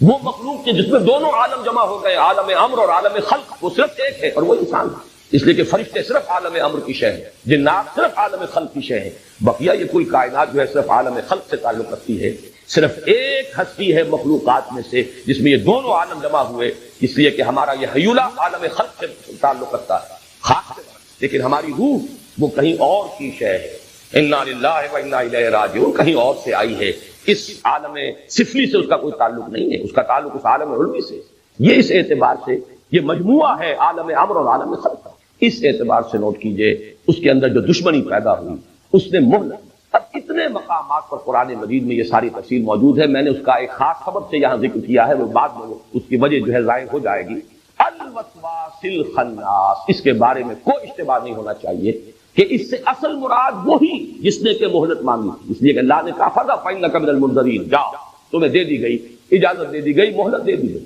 یہ مہلت اس کی عمر طویل کی گئی. وہی شیطان عزازیل آج بھی موجود ہے. اس کے یہ معنی نہیں کہ شیاطین جن و انس اور نہیں ہے، بے شمار ہے، اس کی ذریت بھی ہے، اس کی اپنی نسل میں سے ہے. لیکن یہ بھی ہم جانتے ہیں کہ جنات جو ہیں کل کے کل کافر و فاسق نہیں ہے، فاجر نہیں ہے، ان میں مومن بھی ہیں، ان میں مسلم بھی ہیں، اگرچہ ان میں تعداد کم ہے، تکبر زیادہ ہے، اس پہلو سے شیطنت زیادہ ہے. لیکن یہ کہ جیسے کہ سورہ جن میں تفصیل سے آیا ہے وَإِنَّا مِنَّا الْمُسْلِمُونَ وَمِنَّا دُونَ ذَلِكَ وَإِنَّا الْقَاسِطُونَ، یہ مختلف الفاظ آئے ہیں. ہم میں ہر طرح کے لوگ موجود ہیں، جنات کی آپس کی گفتگو ہے. ہم میں وہ بھی ہیں جو فرما بردار ہیں، نیک ہیں، ہم میں وہ بھی ہیں کہ جو ظالم ہیں، جو نا انصافی کرنے والے ہیں، پھر یہ کہ شرک کرنے والے ہیں، پھر یہ کہ ہم میں سے ایک بڑا بھی ہے جس نے ہمیں اس غلط راستے پر ڈالا ہے کہ وہ ہم نہیں سمجھتے تھے کہ وہ ہمیں اس دھوکے میں مبتلا کر دے گا کہ یہ اللہ کے ساتھ کوئی اور بھی جو ہے وہ شریک ہے۔ بہرحال یہ ساری بات سورہ جن میں آ چکی ہے تفصیل کے ساتھ۔ یہاں نوٹ کیجئے کہ من شر الوسواس الخناس، یہ ترکیب خود بول رہی ہے، یہ شخص معین ہے، یہ ایک ہستی ایک ذات ہے، یہ اس میں معرفہ بن رہا ہے۔ من شر الوسواس الخناس، میں پناہ چاہتا ہوں لوگوں کے رب کی، لوگوں کے بادشاہ کی، لوگوں کے معبود اور محبوب اور مقصود و مطلوب حقیقی کی، اس وسوسہ کرنے والے اور پیچھے دبک جانے والے کے شخص الذی یوسوس فی صدور الناس۔ اب اس کے ضمن میں وہ حدیث نوٹ کر لیجئے، خناس کی وضاحت ہو جائے گی۔ حضرت سعید بن جبیر رضی اللہ تعالیٰ عنہ سے مروی ہے کہ اذا ذکر الانسان ربہ خنس، جب انسان اپنے رب کو یاد کرتا ہو، اگر یہ جیسے کہ وہ فارسی کی کہاوت ہے خانہ خالی دیو رامی گیرن، اگر یہ نہا خانہ قلب، اگر اس میں اللہ کی یاد ہے، یہ معمور ہے ذکر الہی سے، تو شیطان بھاگ جائے گا، کھانا تھا دبک جائے گا، پیچھے ہٹ جائے گا۔ لیکن فَإِذَا غَفَلَ وَسْوَسَ إِلَيْهِ، جب غافل ہوگا، خانہ خالی دیو رامی گیرن، دل خالی ہے اللہ کی یاد سے، اب وہ اس میں وسوسہ کرے گا۔ بلکہ ایک اور روایت جو ہے عبداللہ ابن شقیق سے رضی اللہ تعالیٰ عنہ، حضرت انس سے، کہ ایک ہم مضمون روایات ہیں جو ابو یعلا لائے ہیں، اس میں تو الفاظ ہیں کہ شیطان اپنی تھوتنی جمع کر رکھتا ہے انسان کے دل پر، یا اس کی چونچ، تھوتنی جو ہے یہ کتے کے منہ کو اور سور کے منہ کے لیے لفظ مستعمل ہوتا ہے، خاص قسم کا، بہت ہی مکروہ شکل۔ تو وہ جو تھوتنی ہے وہ انسان کے دل کے اوپر جمع کر رکھتا ہے، اگر تو اللہ کا وہ یاد کرتا ہے تو وہ بھاگتا ہے، پیچھے ہٹ جاتا ہے، دبک جاتا ہے، کھانا الٹے پاؤں۔ لیکن اگر غافل ہوتا ہے تو وہ چونچ اپنی جو ہے چبھو دیتا ہے انسان کے دل میں، یا اپنی تھوتنی وہاں رکھ کر پھونکے مارنی شروع کرتا ہے۔ اس لیے کہ ظاہر بات ہے شیطان کو یہ اختیار نہیں ہے کہ وہ آپ کو بدی پر مجبور کر سکے، یہ اختیار اسے نہیں دیا۔ ان عبادی لیس لک علیہم سلطان، میرے بندوں پر تجھے کوئی اختیار حاصل نہیں، کوئی قدرت حاصل نہیں کہ تم جو چاہو کر لو، جدھر چاہو پہنچ لو۔ تم انہیں ترغیب دلا سکتے ہو، تم انہیں سب باغ دکھا سکتے ہو، تم انہیں جدھر چاہو ورگلانے کی کوشش کر سکتے ہو، دھوکے دے سکتے ہو، فریب دے سکتے ہو، دنیا کو مزین کر کے دکھا سکتے ہو، شہوات نفسانی کو مشتعل کر سکتے ہو، سب کچھ کر سکتے ہو، لیکن تمہارا اختیار نہیں ہے۔ البتہ یہ ہے کہ جو انسان میں بارود ہے وہ تو ہے ہمارے اندر، اگر ہمارے اندر وہ روح ربانی ہے تو ہمارا یہ حیوانی وجود جو ہے اس میں وہ اینیمل انسٹنکٹس موجود ہیں، اس میں وہ ساری جبلتیں، حیوانی جبلتیں، لیبیڈو، وہ جو فرائڈ کے الفاظ ہیں وہ سب کے سب موجود ہیں۔ گویا کہ بارود تو ہمارے اندر ہے۔ اسی لیے آیا ہے سورہ ابراہیم میں کہ جب شیطان کو ملامت کریں گے قیامت کے دن جو اس کے پیروکار تھے تو وہ کہے گا فلا تلومونی ولوموا انفسکم، میں نے تمہیں صرف بلایا تھا، تم نے میری دعوت پر لبیک کہا، میں نے کہا ادھر آ جاؤ، تم آ گئے، تم میرا کوئی اختیار تم پر نہیں تھا، تم چاہتے تو میری دعوت کو قبول نہ کرتے، میری پکار پر لبیک نہ کہتے۔ فلا تلومونی ولوموا انفسکم، تو اب مجھے ملامت نہ کرو، ملامت کرو اپنے آپ کو۔ وہ نفس کیا ہے؟ لوموا انفسکم، تمہارے اپنے نفوس، تمہاری اپنی جانیں، تمہارا اپنا نفس امارہ، ان النفس لامارۃ بالسوء، تمہارے اینیمل انسٹنکٹس، تمہاری اڈ، تمہاری لیبیڈو، یہ تو تمہارے اندر تھی۔ بارود موجود ہے، صرف چنگاری ڈال کر۔ مجھے وہ یاد آیا ہے، کولوکیل زبان کا محاورہ ہے، اردو کا، یہ ادبی زبان کا، لٹریری لینگویج کا تو نہیں ہے، کہ بھت میں چنگاری ڈال کر اور جمال و دور کھڑی۔ یہی اس شیطان کا معاملہ ہے کہ اس میں چنگاری وہ ڈالتا ہے، بارود انسان کا اپنا ہے، اس کے حیوانی شہوات، داعیات، محرکات نفس، وہ سب اس کے اندر موجود ہیں، البتہ ان میں اشتعال پیدا کرتا ہے شیطان اپنے وسوسے سے۔ من شر الوسواس الخناس۔ اب جو آخری آیت آ رہی ہے الذی یوسوس فی صدور الناس، تو بات واضح ہو گئی، لوگوں کے سینوں کے اندر وسوسہ اندازی کرتا ہے، پھونکے مارتا ہے، اپنی تھوتنی ٹکاتا ہے، ذکر کرتا ہے انسان، اگر اس کا دل جو ہے نہا خانہ قلب معمور ہے ذکر الہی سے، اللہ کی یاد سے، تو پھر وہ پیچھے ہٹتا ہے، بھاگ جاتا ہے، دبک جاتا ہے، چھپ جاتا ہے، جہاں غافل دیکھتا ہے اور اس کو وہ بہکاتا ہے۔ من الجنۃ والناس، سورۃ الناس کا جو یہ آخری ٹکڑا ہے یا آخری آیت ہے، یہ مشکلات القرآن میں سے ہے۔ اگرچہ ہمارے ہاں جو متداول تفاسیر ہیں اس میں ایک ہی مفہوم ان کا عام ہو گیا ہے، لیکن یہ کہ اس کے بارے میں دو رائے موجود ہیں، اور میں اس کے ضمن میں چاہتا ہوں ذرا قدر تفصیل میں جانا، اس لیے کہ اس کے ساتھ ایک خاص مسئلہ متعلق ہے جو میں آخر میں بیان کروں گا۔ من الجنت والناس، اب یہ بیان ہے کسی شے کا، کس کا بیان ہے؟ جو اکثریت کی رائے ہے اور جو معروف ہے، مشہور ہے، اور ہماری متداول جتنی بھی تفاسیر ہیں یا تراجم ہیں، مختصر حواشی ہیں، ان میں یہی رائے بیان کی گئی ہے۔ وہ تو یہ ہے کہ اس سے مراد ہے الذی یوسوس، اس کی یہ تشریح ہو رہی ہے جو وسوسہ اندازی کرتا ہے، اور وسوسہ اندازی کرنے والے جنوں میں سے بھی ہے انسانوں میں سے، یعنی شیاطین جن و انس۔ شیاطین جن و انس کا ثبوت قرآن مجید کے اندر موجود ہے۔ سورہ انعام میں فرمایا وَكَذَلِكَ جَعَلْنَا لِكُلِّ نَبِيٍّ عَدُوًّا شَيَاطِينَ الْإِنسِ وَالْجِنِّ يُوحِي بَعْضُهُمْ إِلَىٰ بَعْضٍ زُخْرُفَ الْقَوْلِ غُرُورًا۔ اسی طرح ہم نے ہر نبی کے لیے دشمن بنا کر کھڑے کر دیے شیاطین، انسانوں میں سے بھی جنوں میں سے بھی۔ اور یہ شیاطین جن و انس ان کا گٹھ جوڑ ہے، یہ در حقیقت انسانوں کو گمراہ کرنے کے لیے، وسوسہ اندازی کرنے کے لیے آپس میں تعاون کرتے ہیں، ایک دوسرے کو وحی کرتے ہیں۔ یہاں وہ لفظ وحی بھی آ گیا وسوسے کے لیے۔ یوحی بعضهم الی بعض زخرف القول غرورا، دھوکے کی باتیں، ملمے کی باتیں، ایک دوسرے کو وہ وسوسہ اندازی اور وحی الاعلام بالخفاء والسرعہ اس کے ذریعے سے کرتے رہتے ہیں تاکہ انسانوں کی گمراہی کا سبب بنے۔ اور یہ کس لیے کرتے ہیں ہم؟ یہ بھی بڑی اہم بات ہے۔ اس لیے کرتے ہیں کہ نبی اور نبی کے ساتھیوں کے لیے ابتلاء ہو، امتحان ہو، آزمائش ہو۔ اگر سب چیز آسانی سے چل رہی ہو، کوئی نہ مخالفت ہو، نہ کوئی تکلیف آئے، نہ ابتلاء ہو، نہ آزمائش ہو، تو کچے پکے سب جڑے رہیں گے۔ جبکہ اللہ تعالیٰ کی سنت یہ رہی ہے جو بھی آئے ہمارے نبی کے ساتھ، کسی بھی داعی حق کے ساتھ، وہ کھڑا آئے، کھوٹا نہ آئے۔ وہی ہو کہ جو صادق ہوں اور مخلص ہوں وہی آئے۔ جو دکھاوے کے لیے ہو، دودھ پینے والے مجنون، چھلنیاں لگنی چاہیے کہ وہ چھل جائیں، وہ پیچھے رہ جائیں۔ اور یہ چھلنیاں کیسے لگیں گی؟ آزمائشیں آئیں گی، ابتلاء ہوں گے، تکلیفیں ہوں گی، مصیبتیں ہوں گی، تبھی تو چھلنی لگے گی۔ جو مخلص نہیں ہے وہ رہ جائیں گے، جو مخلص ہے وہ ان بھٹیوں سے نکل کر آئیں گے، اور ان بھٹیوں سے نکل کر آئیں گے تو ان کا ایمان جو ہے اس کو مزید جلا ہو گئی ہوگی، وہ کندن بن کر نکلیں گے، زر خالص بن کر نکلیں گے۔ یہ ابتلاء اور آزمائش کا فلسفہ ہے قرآن مجید میں، خاص طور پر سورہ آل عمران میں بڑی تفصیل سے اور تکرار و اعادہ کے ساتھ اس کی وضاحت ہوئی۔ اب یہ کیسے ہوں گے؟ ابتلاء کیسے آئے، آزمائشیں کیسے آئیں؟ جب تک کہ مخالفین نہ ہو، ابو جہل نہ ہو، تو کیسے ٹیسٹ ہوگا کہ کس قدر ثابت قدم ہے سمیہ رضی اللہ تعالی عنہ؟ کیسے امتحان ہوگا، کیسے ظاہر ہوگا کتنے ثابت قدم ہے یاسر رضی اللہ تعالی عنہ؟ امیہ ابن خلف نہ ہو تو کیسے پتا چلے گا کتنی استقامت ہے بلال کے اندر، کتنی ہمت ہے، کتنا صبر ہے، کتنا ثبات ہے۔ اس لیے ہم تو خود ہی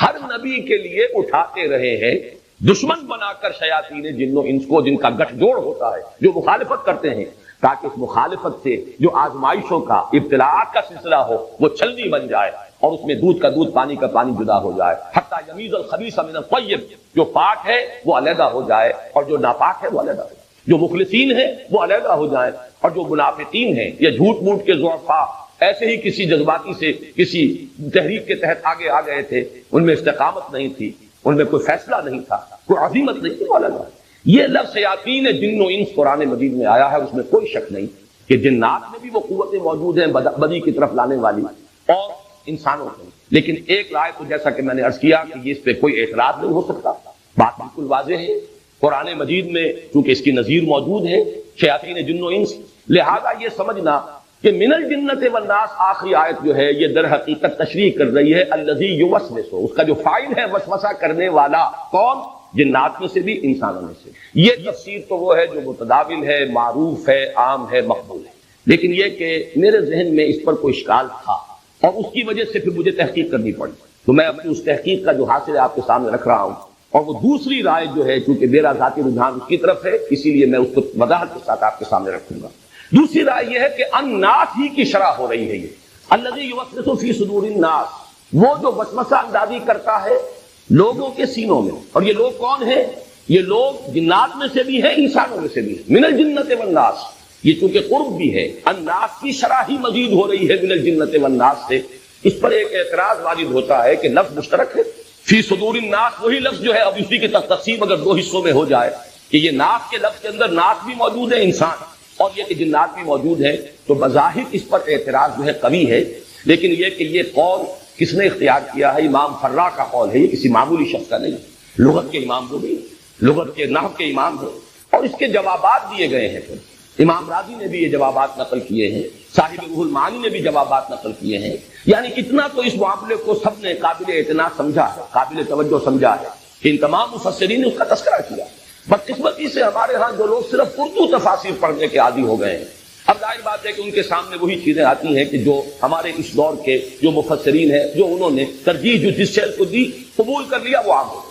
دوسری شے ایسے محسوس ہوتا ہے کہ جیسے سرے سے اس کا وجود ممکن ہی ہے، جس کی ایک بڑی مثال میں بارہا دیکھا رہا ہوں کہ جہاں سورہ بقرہ میں جہاں احکام صوم آئے ہیں، اس کے ضمن میں ایک رائے جو ہے وہ بار بار آتی رہی کہ وہ دونوں آیات جو ہے در حقیقت پہلے بھی آیا اور اس کے بعد بھی آیا، دونوں احکام آئے، دونوں میں کچھ رعایتیں بھی آئیں، تو سمجھا یہ گیا کہ وہ صوم رمضان سے متعلق ہے۔ مجھے اشکال تھا اپنے زمانے طالب علمی سے، میڈیکل کالج میں پڑھتا تھا، تب بھی یہ طبیعت کو بات قبول نہیں ہو رہی تھی کہ ایسی تکرار، رمضان کا ذکر بعد میں آ رہا ہے، شہر رمضان الذی انزل فیہ القرآن، لیکن یہ کہ اس سے پہلے جو صوم کا ذکر ہو رہا ہے، اور لفظ معدودات گنتی کے چند دن، یہ صوم رمضان سے متعلق نہیں ہو سکتا۔ لغت میں بھی معدودات جو ہے وہ جمع قلت ہے، زیادہ سے زیادہ 9 پر اس کا اطلاق ہو سکتا ہے، جبکہ رمضان مبارک کے تو کم سے کم روزے 29 ہوں گے، اگر 30 نہیں تو 29 تو ہوں۔ اشکال تھا، لیکن یہ کہ اس وقت اس زمانے میں عربی تفاسیر تک رسائی نہیں تھی، اردو کی جتنی بھی تفاسیر تراجم حواشی ہیں ان سب میں ایک ہی بات تھی۔ اتفاق کی بات یہ ہے کہ جماعت اسلامی ہند کا ایک رسالہ نکلتا تھا، ماہنامہ، مجھے نہیں معلوم اب بھی جاری ہے یعنی زندگی،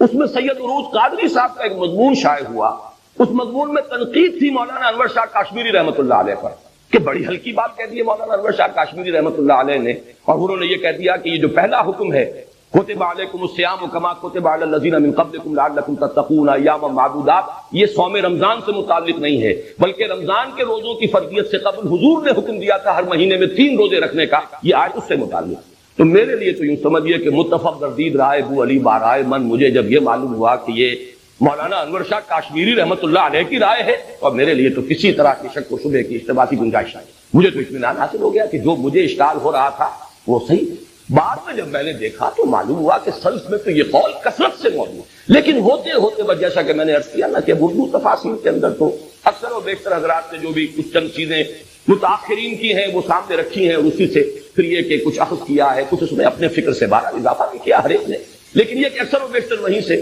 تو بعض چیزیں اس طرح نگاہ سے اوجھل ہو گئی ہیں کہ ان کا وجود ہی نہیں رہا، لوگوں کے ذہن کے اندر اس کا کوئی شائبہ موجود۔ اسی کی ایک مثال یہ ہے کہ بڑا مضبوط قول ہے اس میں کہ یہاں پر من الجنت والناس، یہ تقسیم ہے اصل میں الناس ہی کی،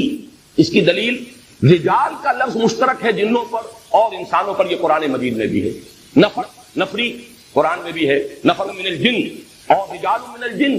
انہ کان رجال من الانس یعوذون برجال من الجن۔ اور اس کی مثال میں ایک اور دوں گا، اردو میں بھی ایک لفظ ہم استعمال کرتے ہیں لوگ، اسی لیے میں نے اس سورہ مبارکہ کی پہلی 3 آیتوں کا ترجمہ بھی انسان نہیں کیا، قل اعوذ برب الناس، کہو کہ میں پناہ میں آتا ہوں انسانوں کے رب کے، نہیں لوگوں کے رب کے، میں نے لفظ جو ہے لوگ استعمال کیا، اور وہ کہ جو لوگوں کا بادشاہ ہے، جو لوگوں کا معبود حقیقی ہے، محبوب اصلی ہے۔ لوگ کا لفظ اردو زبان میں بھی اب آپ استعمال کریں گے، مردوں کے لیے بھی آتا ہے، اکثر و بیشتر تو یہ لفظ مردوں کے لیے ہم لوگ جا رہے ہیں، لیکن خواتین کے لیے بھی ہماری زبان کی محدودیت ہے، آپ لوگ کہاں جا رہی ہیں، حالانکہ لوگ کا لفظ اصلاً جو ہے وہ ہے مردوں کے لیے، خواتین بھی اگر اپنی جماعت کے لیے کوئی لفظ کرنا چاہیں گی، ہم جا رہی ہیں، اگر اس کے ساتھ کوئی اور وضاحت اور صراحت کرنا چاہیں ہم لوگ جا رہے ہیں، معلوم یہ ہوا کہ یہ لوگ کا لفظ، تو لوگ کا لفظ جس طریقے سے کہ عام ہے، مشترک ہے، اسی طریقے سے ناس کا لفظ جو ہے صرف انسانوں کے لیے نہیں بلکہ ایک جمعیت کی وضاحت کے لیے، ایک اجتماعیت کی طرف اشارہ کرنے کے لیے، لوگ جنوں میں سے، لوگ انسانوں میں سے۔ چنانچہ اسی کی ایک حدیث موجود ہے، اور اس کو امام قلبی بھی لائے ہیں، امام بغوی بھی لائے ہیں، کہ ایک ایسا موقع ہوا کہ کہیں کچھ لوگ اجنبی سے نظر آئے، ان سے پوچھا گیا من القوم، آپ کون سی قوم سے ہیں، یا من انتم، مختلف روایات مختلف، آپ لوگ کون ہیں؟ تو انہوں نے جواباً کہا اناس من الجن، ہم جنوں میں سے کچھ لوگ ہیں۔ اب یہ لوگ کا لفظ دیکھیے یہاں پہ اناس من الجن، حالانکہ لفظ انسان چونکہ آنسا یہ ہے دیکھنا، دکھائی جانے والی مخلوق انسان ہے جو دیکھی جا سکتی ہے، جن اس کو کہتے ہیں کہ جو چھپا ہوا ہو، نظر نہ آتا، لیکن جنات کو یہ طاقت حاصل ہے، وہ انسانی شکل میں آ سکتے ہیں، وہ حیوانات کی شکل اختیار کر سکتے ہیں، جیسے ملائکہ کو یہ قوت حاصل ہے، وہ انسانی شکل میں آتے ہیں۔ حضرت جبرائیل انسانی شکل میں حضرت داہیہ کلبی رضی اللہ تعالیٰ عنہ کی عام طور پر صورت میں تشریف لایا کرتے ہیں، اور وہ حدیث جبرائیل ام السنہ جسے کہا گیا ہے، اس میں تو حضرت جبرائیل کا انسانی شکل میں آنا ہی تو بیان ہوا، تو فرشتہ انسانی شکل میں بھی آ سکتا ہے، جن انسانی شکل میں بھی آ سکتا ہے، جن کوئی اور حیوانی شکل بھی اختیار کر سکتا ہے، اس لیے کہ دونوں کا مادہ تخلیق بہت لطیف ہے، نور لطیف شے ہے اور نار بھی لطیف ہے، ہمارے مقابلے میں بہت لطیف شے ہے، ہم ہیں جو جکڑے گئے ہیں، ہمارا تو جو بھی ہیکل بن گیا ہے، جو بھی ہیولہ بن گیا ہے، ادھر سے ادھر ہم نہیں ہو سکتے، لیکن یہ کہ جنات اور ملائکہ ان دونوں میں اس کا امکان موجود ہے۔ تو اناس کا لفظ جب ان سے پوچھا گیا من انتم، من القوم، آپ کون لوگ ہیں، لیکن پھر یہ ترجمہ جب آپ کریں گے من القوم، آپ کون لوگ ہیں، اردو کا یہ لفظ لوگ جو میں بار بار استعمال کر رہا ہوں، یہ بالکل کنوے کر رہا ہے اس سینس کو، یہ جو یہاں سامنے آ رہا ہے کہ اناس من الجن۔ تیسری بات امام زمخشری نے اس میں بڑی، وہ چونکہ بہت بڑے امام لغت اور امام نحو ہیں، انہوں نے اس میں ایک نکتہ اور نکالا کہ پہلی آیت میں الذی یوسوس فی صدور الناس سے یہ ناس کا لفظ نہیں ہے بلکہ حقیقتاً ناسی ہے، وہ جو وسوسہ کرتا ہے بھولنے والے کے دل میں، بھولنے والے لوگ ناسی، نسیان، اور اس کے لیے دلیل دی ہے انہوں نے، ظاہر بات ہے امام زمخشری ہے، وہ بات کسی شہادت کے بغیر، استشہاد کے بغیر، دلیل کے بغیر تو نہیں کہتے۔ چنانچہ سورہ قمر کی آیت ہے یوم یدعو الداعی الی شیء نکر، جس دن کے ایک پکارنے والا پکارے گا اس شے کی طرف جو بڑی ناگوار ہوگی، ناخوشگوار ہوگی، پکارنے والا داعی، لیکن داعی نہیں ہے لفظ قرآن میں، داعی، وہ یہ جو عین کا جو یہ ہے، یہ کی بجائے صرف زیر رہ گئی، یوم یدعو الداعی الی شیء نکر، لیکن یہ وہاں حذف کر دی گئی، یوم یدعو الداعی الی شیء نکر، صرف زیر رہ گئی ہے، بیان ہی الذی یوسوس فی صدور الناس، وہ کہ جو وسوسہ اندازی کرتا ہے بھولنے والوں کے دلوں کے اندر، بھولنے والے لوگوں کے دلوں میں، اور یہ بھولنے والے کون ہیں؟ جن بھی اور انسان بھی، جیسا کہ میں عرض کر چکا ہوں، جنوں میں نیک بھی ہیں، صالح بھی ہیں، منا الصالحون ومنا دون ذلک، منا المسلمون ومنا القاسطون، نیک بھی ہیں، بھلے بھی ہیں، شیطنت والے بھی ہیں، برے بھی ہیں، انسانوں میں نیک بھی ہیں، انبیاء بھی انسان تھے، اولیاء اللہ انسان ہے، مومنین صادقین انسان ہیں، منافقین بھی ہیں، شیاطین بھی ہیں، بدی کی طرف بلانے والے بھی ہیں، بڑے سے بڑے بلانے والے، بڑے سے بڑے داعیان شک انسانوں میں ہیں۔ تو معلوم یہ ہوا کہ یہاں ناسی کا لفظ مشترک ہے، جس کی کہ وضاحت ہو رہی ہے کہ وہ من الجنت والناس، وہ انسانوں میں سے بھی ہے اور جنات میں سے بھی ہے۔ گویا کہ زمخشری نے بھی اسی قول کو اختیار کیا، اور اس کے لیے دلیل جو ہے قرآن مجید سے استشہاد کرتے ہوئے اس کے لیے جو اصل دلیل ہے لغت کی وہ بھی پیش کی۔ جہاں تک میری ذاتی رائے ہے، امام زمخشری نے جو بات فرمائی ہے یقیناً بہت دلچسپ بھی ہے، بڑی وزنی بھی ہے، قرآن مجید سے اس کی شہادت موجود ہے، نظیر موجود ہے، لیکن یہ کہ میرے نزدیک اس کی تکلف کی ضرورت نہیں ہے۔ ناس کے لفظ کو جو پہلی آیت میں آیا ہے، یعنی آیت نمبر 5 میں، اسے اسی معنی میں لیجئے جس معنی میں کہ ہم لوگ کا لفظ لیتے، اور اس کے لیے میری سب سے بڑی دلیل جو ہے اس کی توجہ فرمائی ہے، کیا اللہ صرف انسانوں کا رب ہے یا جنات کا بھی رب ہے؟ کیا اللہ صرف انسانوں کا بادشاہ ہے یا جنات کا بھی بادشاہ ہے؟ کیا اللہ صرف انسانوں کا الہ ہے یا جنات کا بھی الہ ہے؟ یہ اگرچہ قرآن مجید میں جنات کے ساتھ خطاب بہت کم ہوا، لیکن یہ کہ ہمارا تقریباً اجماعی عقیدہ ہے، یہ بعض حضرات نے تفرد کیا ہے، علیحدہ رائے اختیار کی ہے، لیکن یہ کہ تقریباً اجماعی عقیدہ یہ ہے کہ نبوت اور رسالت جو ہے وہ صرف انسانوں میں رہی ہے، جنات میں نہیں۔ اس لیے جنات بھی ایمان لاتے رہے ہیں انسانوں ہی میں سے آنے والے رسولوں پر، حضور پر ایمان لائے اور حضور پر ایمان لانے کی دعوت لے کر اپنی قوم میں چلے گئے، یا قومنا اجیبوا داعی اللہ، قبول کرو ان کی پکار کو، لبیک کہو۔ اس کے باوجود انسانوں سے خطاب ہے قرآن مجید میں اکثر و بیشتر، اور جنات سے براہ راست خطاب نہیں ہے، سوائے ایک صورت کے، اور اس کے ساتھ اب ایڈ کر لیجئے دوسری صورت، یہ سورۃ الناس، وہ جو بڑی صورت ہے جس میں دونوں سے مسلسل خطاب ہوا ہے، سنفرغ لکم ایھا الثقلان، اور جو 33 مرتبہ آیا ہے فَبِأَيِّ آلَاءِ رَبِّكُمَا تُكَذِّبَانِ، یہاں تسنیہ کا صیغہ جو ہے سب کے نزدیک مجمع علیہ ہے کہ یہاں جنات اور انسان مراد ہے، اس لیے تسنیہ کا صیغہ آیا، اور کتنی مرتبہ آیا ہے ایک سورت کے اندر، فَبِأَيِّ آلَاءِ رَبِّكُمَا تُكَذِّبَانِ سَنَفْرُغُ لَكُمْ أَيُّهَا الثَّقَلَانِ يَا مَعْشَرَ الْجِنِّ وَالْإِنسِ إِنِ اسْتَطَعْتُمْ أَن تَنفُذُوا مِنْ أَقْطَارِ السَّمَاوَاتِ وَالْأَرْضِ فَانفُذُوا لَا تَنفُذُونَ إِلَّا بِسُلْطَانٍ۔ یہ سورہ منفرد ہے اس اعتبار سے، اور ذرا سائزیبل ہے اس اعتبار سے، وہ میں منفرد کہہ رہا ہوں، ورنہ میرے نزدیک اس میں دوسری مثال شامل کر لیجئے، یہ سورۃ الناس، کہ یہ دو صورتیں وہ ہیں جن میں ان ثقلان جو ہیں، ثقلین دونوں سے خطاب کیا جا رہا ہے، اور یہاں پر بھی جو تعوذ کی تلقین کی گئی ہے، قل اعوذ برب الناس، کہیے میں پناہ طلب کرتا ہوں، پناہ میں آتا ہوں لوگوں کے رب، اور لوگوں میں جنات اور انسان دونوں ہیں، معاشر الجن والانس، جو مالک الناس ہے، بادشاہ ہے لوگوں کا، پھر یہاں لوگوں میں انسان اور جن دونوں شریک ہیں، پھر الہ الناس، ظاہر بات ہے جو مومن ہے جنات میں سے ان کا الہ بھی تو اللہ ہی ہے، اسی کو پوچھتے ہیں، اسی کا تقرب حاصل کرنے کے لیے کوشاں ہوتے ہیں، وہی ان کا محبوب ہے۔ تو یہاں ناس کی جو تکرار آ رہی ہے، جیسے سورہ رحمان میں فَبِأَيِّ آلَاءِ رَبِّكُمَا تُكَذِّبَانِ، جیسے اس میں تسنیہ کا صیغہ بار بار آیا، یہاں صیغہ تسنیہ کا نہیں ہے، لیکن یا معشر الجن والانس، یہ دونوں کو دونوں یہاں پر مراد ہے۔ قل اعوذ برب الناس ملک الناس الہ الناس من شر الوسواس الخناس الذی یوسوس فی صدور الناس، اور پھر آگے اس کو کھول دیا، کیونکہ یہاں پہ اضمار تھا، اجمال تھا، بات واضح نہیں تھی، بات واضح ہو جائے، من الجنۃ والناس، ان جنوں کے اندر بھی وسوسہ اندازی وہ شیطان لعین کرتا ہے، جو اس کے وسوسے کو قبول کر لیں گے وہ اس کی ذریت بن گئے، ذریت مانوی، ذریت سلبی، وہ اس کے مرید ہو گئے، اس کی جماعت ہو گئے، اولئک حزب الشیطان، وہ شیطان کی پارٹی ہو گئی۔ اس میں جو اب عرض کرنا چاہتا تھا کہ اس میں مولانا اصلاحی صاحب کے بارے میں افسوس کے ساتھ عرض کر رہا ہوں، پوری ویسے تفسیر کے اندر کہیں یہ بات انہوں نے نہیں کہی، لیکن آخر میں سورۃ الناس میں آ کر یہ بات لکھ گئے ہیں، میں نہیں کہہ سکتا روا روی میں یا ان کی مستقل سوچی سمجھی رائے ہے، کہ وہ شیطان جو تھا جس سے کوئی انکاؤنٹر ہوا تھا حضرت آدم کا، وہ شیطان کوئی ہمیشہ رہنے والی شے نہیں ہے کہ وہ اب بھی موجود ہو، وہ ختم ہوا، صرف اس کی ضروریت معنوی، وہ شیطان زندہ نہیں۔ اب تعویل تو بہرحال انہوں نے کی ہوگی، اگر یہ ان کی پختہ رائے، اس لیے کہ دلائل انہوں نے نہیں دیے، تذکرہ کر دیا کہ یہاں پر جو جنات اور انسانوں کے شیاطین بدتونی سے مراد ہے، اور اس کو جو مہلت دی گئی ہے جو بار بار قرآن میں آیا ہے، وہ اس کے مشن کی مہلت ہے، اس کے مشن کی تکمیل کر رہے ہیں جنات بھی جو شیاطین جن ہے، اور انسانوں میں سے بھی جو شیاطین انس ہے۔ یہ بات جو ہے یہ ان کی تعویل اس درجے تو آ گئی، لیکن یہ کہ اس پر کوئی محکم رائے، ان کا استدلال، اجماعی رائے، پوری امت کی رائے کہ وہ جو ہے اس کو جو مہلت دی گئی ہے وہ مستقل ہے، وہ دائم ہے، قیامت تک کے لیے۔ فانظرنی الی یوم یبعثون، اب یوم یبعثون تک تو غور کیجئے، صرف یہ بھی نہیں کہا مشن تو ختم ہو جائے گا قیامت پر، جب قیامت آ گئی ایک دفعہ پر ہلاکت اور بربادی آ گئی تو مشن تو ختم ہو گیا۔ یوم یبعثون، اس دن تک مجھے مہلت دے جس دن کے یہ سب کے سب اٹھائے جائیں گے دوبارہ، بعث بعد الموت والا دن۔ اور باقی تو یہ کہ بہرحال جب سر سید احمد خان مرحوم نے، میں ان کے خلوص و اخلاص کا اور کم سے کم مسلمانوں کے ساتھ ان کی خیر خواہی کا تعلق جو ہے مسلمانان ہند کے ساتھ، میں اسے ہر شک و شبہ سے بالا کر سمجھتا ہوں، لیکن دینی اعتبار سے انہوں نے بہت غلط باتیں کہی ہیں، بہت سی غلط فہمیاں پیدا کی ہیں، بنیادی عقائد کے اندر جو ہے بڑی کجی پیدا کی ہے۔ چنانچہ وہ تو جنات کے وجود کے سرے سے قائل ہی نہیں، جن بھی بس انسانوں میں سے ہوتے، بس یہ کہہ دیا گیا جو مشتعل مزاج انسان ہے وہ گویا کہ آگ سے بنائے گئے۔ ایک انسان وہ ہے جو عقل کی بات کرتا ہے، عقل کی بات سنتا ہے، سمجھتا ہے، وہ حلیب الطبع ہے،